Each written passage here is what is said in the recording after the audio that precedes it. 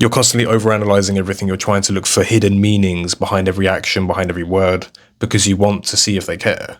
I'm going to give you a few tips that might help you navigate whether they actually like you or not.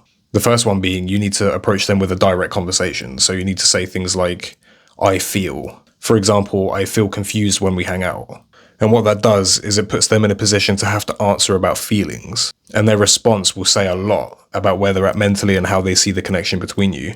Because if they pull away as you engage, then it means they're uncomfortable talking about feelings. And of course, when two people are getting to know each other, feelings are involved. The second one is make a plan. Set a date to do something fun. Maybe go for a meal, maybe go for a day out. Just extend the offer.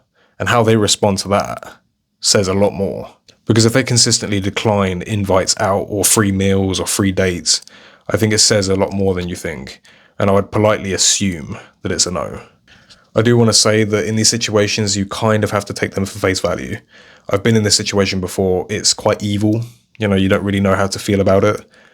And this is going to sound harsh, but a lot of people, especially now, like that sense of validation. They like being pursued. They like being chased.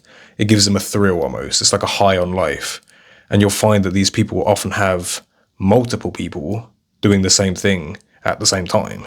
And they keep you there because they almost benefit from you. It's almost like having a relationship, but not having to commit. But I don't want you to start self-doubting. I don't want you to start thinking that you're the problem or that you're not enough, because that isn't the case. The issue is with them. And I actually genuinely mean that when I say it. The issue is not you at all. The issue is the fact that they can't commit. They don't want a relationship. Maybe it scares them. Maybe they've got past trauma. There's something involved here. But I can guarantee you are not the problem. And the reason I know that is because if they genuinely enjoy their time with you, that says a lot. Some people are energy vampires. They will take, but they can't give anything in return. Start setting boundaries. And if your needs aren't being met, be prepared to walk away. Okay, you deserve someone that's going to show up exactly how you do. If you're the one that's constantly giving, you're the one that's constantly providing, being that person that is ready for a relationship, you're giving everything you have, you also deserve that back. I know the answers may not be very clear because sometimes it's very hard to know, especially if they are emotional manipulators, because most of the time they'll just tell you what you want to hear. But what I will say is over time, patterns show true intent. So if they keep doing the same things that lead you to confusion, that is their answer. Regardless of what they say, if someone's actions confuse you, you have all your answers there.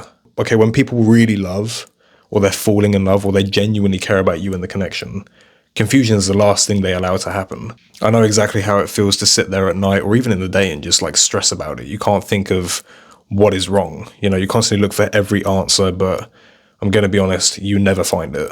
Mixed signals can be evil, and they can also be very, very good teachers. So use this as a lesson. I think if you've developed feelings for this person, give yourself some time. Don't be too harsh on yourself. Don't lock yourself away. Feel the emotions. Let yourself grieve a little because you have put energy into this. But use this as a lesson. And the next time you go to connect with someone, I'm not saying be direct. Don't be too pushy or too pressuring to the other person, but look at their actions, because words say only so much. Actions are what show the real intent. I really hope this was helpful in some way.